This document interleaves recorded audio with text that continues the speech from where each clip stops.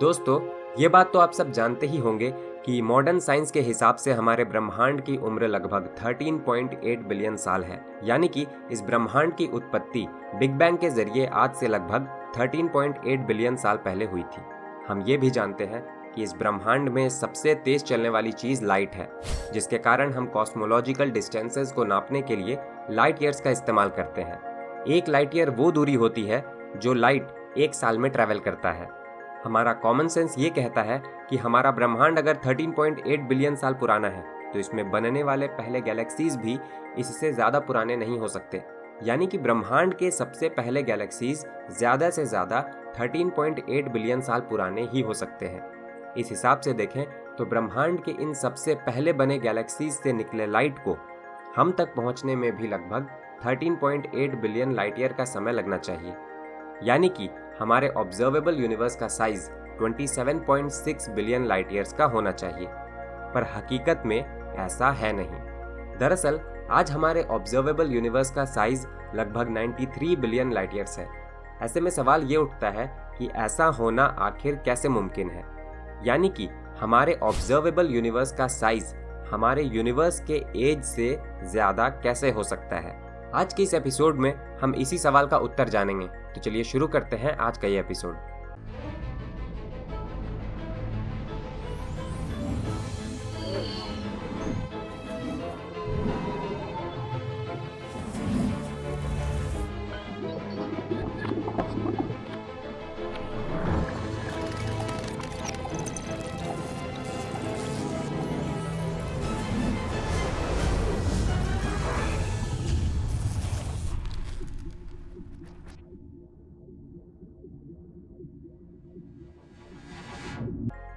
दोस्तों, आपने गौर किया होगा कि अभी तक मैंने यूनिवर्स नहीं बल्कि ऑब्जर्वेबल यूनिवर्स शब्द का इस्तेमाल ज़्यादा किया है। तो वीडियो में आगे बढ़ने से पहले आइए ये जान लेते हैं कि यूनिवर्स और ऑब्जर्वेबल यूनिवर्स में क्या अंतर है। हमारे यूनिवर्स की एक प्रॉपर्टी ये है कि ये होमोजीनियस और आइसोट्रोपिक है, यानी कि सभी डायरेक्शन में ये एक ही जैसा नज़र आता है। कहने का मतलब ये है कि चाहे इस ब्रह्मांड में आप कहीं भी क्यों ना चले जाओ, ये हमेशा आपको एक जैसा ही नज़र आएगा। छोटे स्केल पे आपको अंतर देखने को ज़रूर मिल जाता है, जैसे कि कहीं सोलर सिस्टम होगा और कहीं नहीं होगा, कहीं ब्लैक होल्स होंगे और कहीं नहीं होंगे इत्यादि। पर जब आप बड़े स्केल पे इस यूनिवर्स को देखेंगे तो पाएंगे कि ये हर जगह एक जैसा ही है। चूँकि हम इस पूरे ब्रह्मांड को ऑब्जर्व नहीं कर सकते, हम ये नहीं बता सकते कि हमारा पूरा ब्रह्मांड कितना बड़ा है। जब भी हम यूनिवर्स की बात कर रहे होते हैं तो दरअसल हम हमेशा ही अपने ऑब्जर्वेबल यूनिवर्स की बात कर रहे होते हैं। यानी कि यूनिवर्स का मात्र वो भाग जहां का लाइट इस ब्रह्मांड के निर्माण के बाद से अब तक हम तक पहुंच सका है। इस ब्रह्मांड में अलग अलग जगहों पर मौजूद लोगों के लिए उनके ऑब्जर्वेबल यूनिवर्स का सेंटर अलग अलग हो सकता है। चूँकि यहाँ ऑब्जर्वर हम हैं, इस ऑब्जर्वेबल यूनिवर्स का सेंटर हमेशा हमारी पृथ्वी ही होगी। इस टॉपिक के ऊपर हम पहले ही एक सेपरेट वीडियो बना चुके हैं, तो अगर इसके बारे में आप डिटेल में जानना चाहते हैं तो इसका लिंक आपको डिस्क्रिप्शन में मिल जाएगा। एनीवे, ऑब्जर्वेबल यूनिवर्स पूरे यूनिवर्स का मात्र ये भाग है। हमारा ब्रह्मांड इसके आगे भी मौजूद है, पर इस आउटर बाउंड्री के आगे मौजूद ऑब्जेक्ट्स को देख पाना हमारे लिए न तो संभव है और न ही भविष्य में कभी हो पाएगा। ऐसा क्यों है, ये हम इस वीडियो में आगे देखेंगे। तो अपने मूल सवाल पे आते हैं। सपोज ब्रह्मांड के निर्माण के समय, यानी कि आज से 13.8 बिलियन साल पहले कोई गैलेक्सी अगर यहाँ मौजूद थी तो उस समय इससे निकले लाइट को हम तक पहुँचने में लगभग 13.8 बिलियन लाइट ईयर का समय ही लगना चाहिए। यानी कि हमारे ऑब्जर्वेबल यूनिवर्स का रेडियस भी 13.8 बिलियन लाइट ईयर ही होना चाहिए, पर असल में ऐसा है नहीं। असल में हमारे ऑब्जर्वेबल यूनिवर्स का रेडियस करीब 46.5 बिलियन लाइट ईयर है। ऐसा क्यों और कैसे है, आइए समझते हैं। अगर हमारे यूनिवर्स में मौजूद ऑब्जेक्ट्स के बीच की दूरी कभी नहीं बदलती तो हमारे ऑब्जर्वेबल यूनिवर्स का रेडियस बिना किसी परेशानी के 13.8 बिलियन लाइट ईयर ही होता। पर हम जानते हैं कि हमारा यूनिवर्स स्टैटिक नहीं है, यानी कि अपने निर्माण के बाद से ये न सिर्फ लगातार फैल रहा है बल्कि इसके फैलने की गति भी लगातार बढ़ रही है। इन शॉर्ट, यही सारे फसाद और कंफ्यूजन की जड़ है। आइए अब विस्तार से इसे समझते हैं। सपोज हमारे पास ए और बी नाम के 2 पॉइंट्स हैं जो एक बलून के ऊपर मौजूद है। इन पॉइंट्स के बीच की दूरी 100 सेंटीमीटर है। पॉइंट ए पर एक चींटी मौजूद है जो 10 सेंटीमीटर प्रति सेकंड के रफ्तार से चलते हुए पॉइंट बी तक जाने की कोशिश कर रही है। चूंकि ये चींटी 1 सेकंड में 10 सेंटीमीटर की दूरी कवर करती है, इसे लगेगा कि 100 सेंटीमीटर की दूरी ये 10 सेकंड में आसानी से कवर कर लेगी। पर यह चींटी जैसे ही पॉइंट ए से चलना शुरू करती है, हम इस बलून में हवा भरना शुरू कर देते हैं। जैसे जैसे हम इस बलून में हवा भरते जाते हैं, ये फैलता जाता है, जिसके कारण पॉइंट ए और पॉइंट बी के बीच की दूरी भी लगातार बढ़ती जाती है।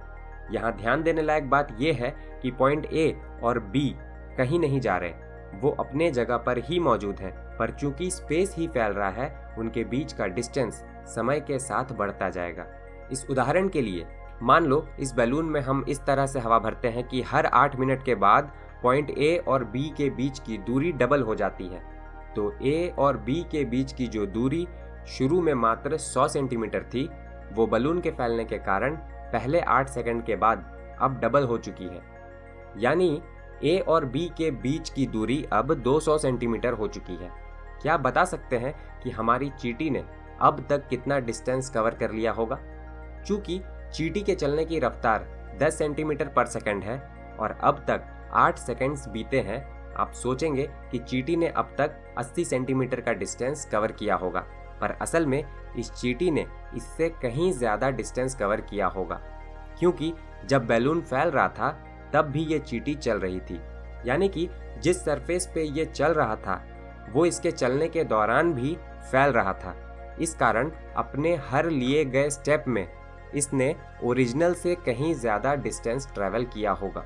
सपोज ये एक्स्ट्रा डिस्टेंस 30 सेंटीमीटर है, तो पहले 8 सेकंड के बाद ए और बी के बीच की दूरी अब 200 सेंटीमीटर है और हमारी चींटी ने अब तक 80 + 30 यानी कि 110 सेंटीमीटर का डिस्टेंस ट्रैवल कर लिया है।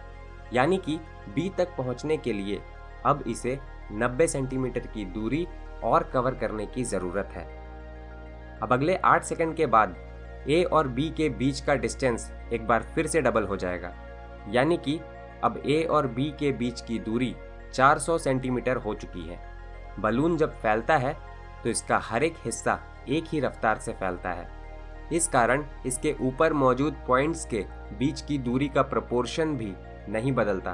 कहने का मतलब ये है कि पहले 8 सेकंड के बाद चींटी के द्वारा कवर्ड डिस्टेंस और कवर करने के लिए बाकी के डिस्टेंस का रेशियो अगर 11:9 है और हमारी चींटी अगर अपने जगह पर स्थिर है, तो अगले 8 सेकंड के बाद होने वाले एक्सपेंशन के कारण ए और बी के बीच का डिस्टेंस जरूर डबल हो जाएगा, पर ये रेशियो अभी भी 11:9 ही रहेगा। यानी कि इस 8 सेकंड के बाद ए और बी के बीच की दूरी अब 400 सेंटीमीटर है। हमारी चींटी पहले 110 सेंटीमीटर के डिस्टेंस पे खड़ी थी। अगर ये अपने जगह पे खड़ी भी रहती तो यूनिफॉर्म एक्सपेंशन के कारण ये अपने आप ही 220 सेंटीमीटर के डिस्टेंस तक पहुंच जाती। अभी अगर हम चींटी के कवर्ड डिस्टेंस और रिमेनिंग डिस्टेंस का रेशियो निकालें तो ये अभी भी 11:9 ही आएगा। पर हम जानते हैं कि हमारी चींटी स्थिर बैठी हुई नहीं थी, बल्कि 10 सेंटीमीटर पर सेकंड के रफ्तार से बी की ओर बढ़ रही थी। तो इस 8 सेकंड के दौरान उसने 80 सेंटीमीटर की दूरी जरूर तय की होगी। मतलब कि इस समय वो 220 + 80 यानी कि 300 सेंटीमीटर की दूरी पर होगी। पर जब वो चल रही थी तो जिस सरफेस पे वो चल रही थी वो भी एक्सपैंड हो रहा था। इस एक्स्ट्रा एक्सपेंशन के कारण उसने 30 सेंटीमीटर का एक्स्ट्रा डिस्टेंस भी कवर किया होगा। यानी कि इस समय हमारी चींटी 300 + 30 यानी कि 330 सेंटीमीटर की दूरी पर मौजूद होगी। मतलब कि बी तक पहुंचने के लिए अब इसे 70 सेंटीमीटर की दूरी और कवर करने की जरूरत है। अब अगले 8 सेकंड के बाद ए और बी के बीच का डिस्टेंस एक बार फिर से डबल हो जाएगा।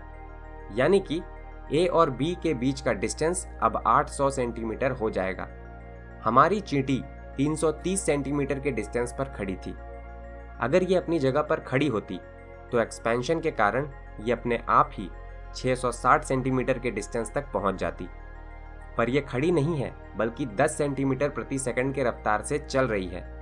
इस कारण इसने इन 8 सेकंड्स में एक बार फिर से 80 सेंटीमीटर का डिस्टेंस कवर किया होगा। यानी कि इस समय ये 660 प्लस 80 यानी कि 740 सेंटीमीटर की दूरी पर मौजूद होगी।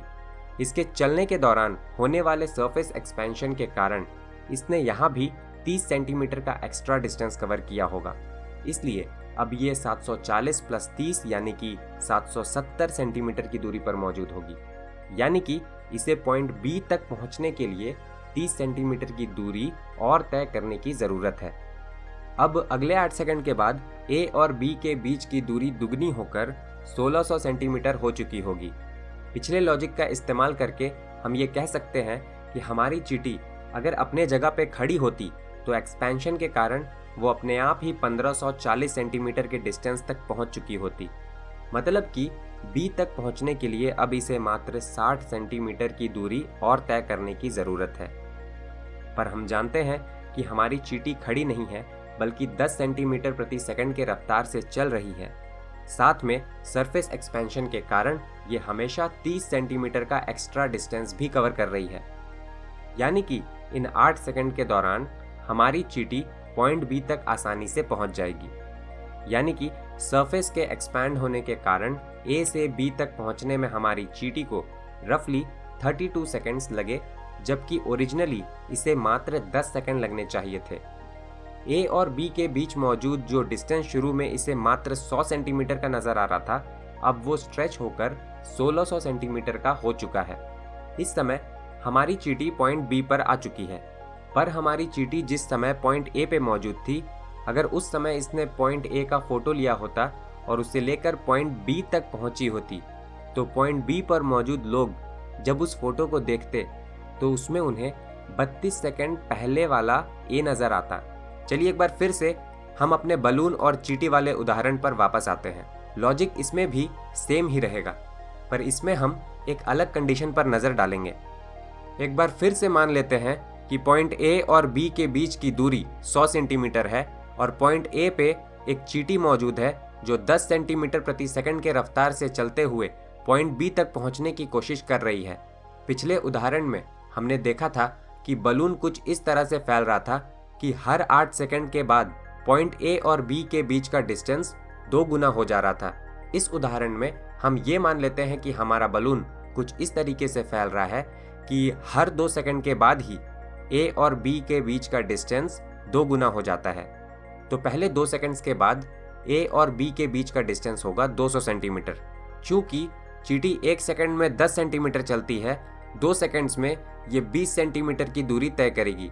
इसके चलने के दौरान सरफेस स्ट्रेचिंग होने के कारण इसके द्वारा जो एक्स्ट्रा डिस्टेंस कवर किया गया होगा उसे 8 सेंटीमीटर मान लेते हैं। तो पहले 2 सेकंड्स के बाद हमारी चींटी ने 20 प्लस 8 यानी कि 28 सेंटीमीटर की दूरी तय की होगी।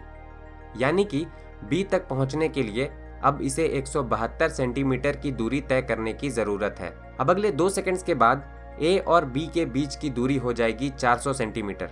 पिछले उदाहरण में दिए गए लॉजिक के हिसाब से हमारी चींटी ने इस दौरान जो डिस्टेंस कवर किया होगा वो होगी 56 प्लस 20 प्लस 8 यानी कि 84 सेंटीमीटर्स। यानी कि बी तक पहुंचने के लिए अब इसे 316 सेंटीमीटर की दूरी तय करने की जरूरत होगी। इसी तरह अब अगले 2 सेकंड्स के बाद की बात करें तो ए और बी के बीच की दूरी हो जाएगी 800 सेंटीमीटर और इस दौरान हमारी चींटी द्वारा कवर किया गया डिस्टेंस हो जाएगा 168 प्लस 20 प्लस 8 यानी कि 196 सेंटीमीटर। मतलब कि बी तक पहुंचने के लिए अब इसे 604 सेंटीमीटर की दूरी तय करने की ज़रूरत होगी। तो जैसा कि आप देख पा रहे हैं, हायर एक्सपेंशन रेट के कारण गुजरते समय के साथ बी तक पहुंचने का डिस्टेंस इतना ज़्यादा बढ़ता जा रहा है कि चींटी अपने स्पीड से चलते हुए बी तक कभी भी नहीं पहुंच पाएगी। इस उदाहरण में अगर हम बलून को हमारे यूनिवर्स से रिप्लेस कर दें और चींटी को फोटोन से, तो काफ़ी कुछ वैसे ही क्लियर हो जाता है। एनीवे, अब अपने यूनिवर्स पे वापस आते हैं। अपने शुरुआती दिनों में हमारा ब्रह्मांड इतना ज़्यादा गर्म था कि इसमें न तो स्टेबल एटम्स का फॉर्मेशन पॉसिबल था और न ही फोटॉन्स लंबी दूरी तय कर सकते थे। इस कारण इस फेज में हमारा ब्रह्मांड सभी रेडिएशंस के लिए ओपेक था।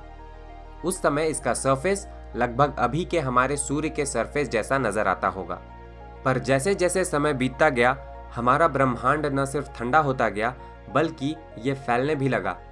बिग बैंग के होने के लगभग 4 लाख साल बाद तक हमारा ब्रह्मांड इतना ठंडा हो चुका था कि स्टेबल एटम्स बन सकते थे और फोटॉन्स लंबी दूरी तय कर सकते थे।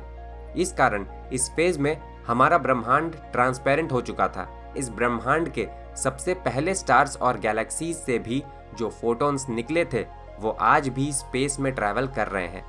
इन फोटॉन्स को हम पृथ्वी पर या फिर स्पेस में हर दिशा में आज भी माइक्रोवेव बैंड में डिटेक्ट कर सकते हैं। इसे कॉस्मिक माइक्रोवेव बैकग्राउंड रेडिएशन कहते हैं। साधारण शब्दों में कहा जाए तो ये कुछ और नहीं बल्कि हमारे यूनिवर्स का लगभग 13.8 बिलियन साल पहले लिया गया फोटो है। इसलिए इसके जरिए हमें ये पता चलता है कि हमारा ब्रह्मांड लगभग 13.8 बिलियन साल पहले कैसा था। जब हम अपने ऑब्जर्वेबल यूनिवर्स की बात करते हैं तो इसके सेंटर में हमेशा हमारी पृथ्वी ही होगी। जिस समय इस ब्रह्मांड के पहले गैलेक्सीज का लाइट निकला होगा उस समय पृथ्वी का निर्माण नहीं हुआ होगा, पर अज्यूम करते हैं कि हमारी पृथ्वी का निर्माण कहीं यहाँ होगा और उस समय इस ब्रह्मांड के सबसे पहले गैलेक्सीज इससे मात्र 40 मिलियन लाइट ईयर की दूरी पर मौजूद रहे होंगे। चूंकि पृथ्वी तक पहुंचने के लिए लाइट को 40 मिलियन लाइट ईयर की दूरी तय करनी है, लाइट को लगेगा कि वो ये दूरी मात्र 40 मिलियन साल में आसानी से कवर कर लेगी। पर हमारा ब्रह्मांड स्टैटिक नहीं है, मतलब कि अपने निर्माण के बाद से ही ये लगातार फैल रहा है। इस कारण हमारे बलून और चींटी वाले उदाहरण की तरह इस गैलेक्सी और पृथ्वी के बीच की दूरी भी लगातार बढ़ती जाएगी, जिसके कारण लाइट को भी पृथ्वी तक पहुंचने में पहले से ज्यादा समय लगेगा।